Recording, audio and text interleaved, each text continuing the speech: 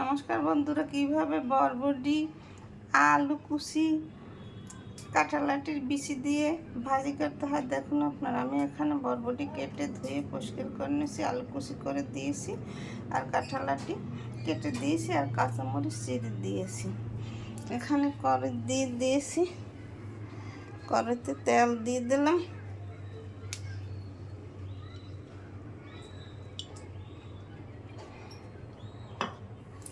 তেল গরম হলে তারপর সরিষা ফোড়ন। তেল গরম হয়ে গেছে, এখন সরিষা ফোড়ন দিয়ে দিলাম। সরিষা ফোড়ন দেওয়ার পরে এইভাবে একটু চামচ দিয়ে ভেঙে দিতে হয়। এখন বরবটি দিয়ে দিলাম।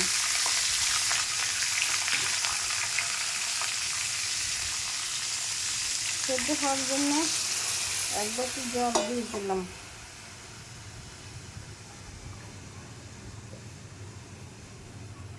হলুদ আধা চামচ দিয়ে দিলাম, লবণ আধা চামচ দিয়ে দিলাম।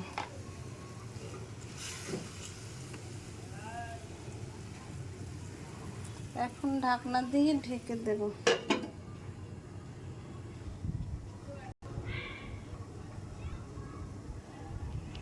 2 মিনিট পর ফিরে এসছি।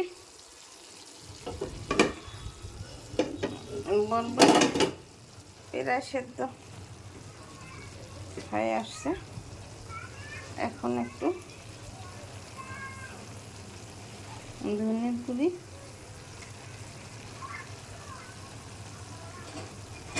জিরার গুঁড়ি আধা চামচ করে, আর একটু নারকেল দিয়ে দেব বাটা।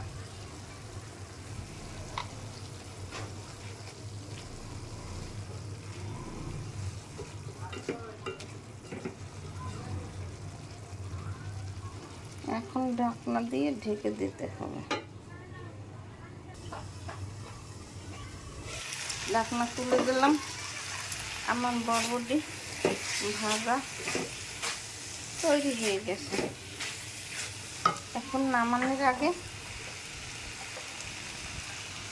সামান্য একটু চিনি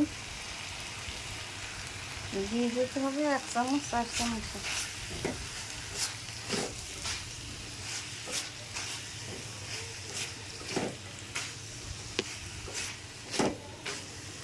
বরবটি ভাজা তৈরি হয়ে গেছে। এইভাবে আপনারা ঘরে বরবটি, আলু কুচি, তারপর কাঁঠালাটির বিচি দিয়ে এইভাবে ভেজে খেয়ে দেখবেন, খেতে অনেক দুর্দান্ত টেস্টি হয়।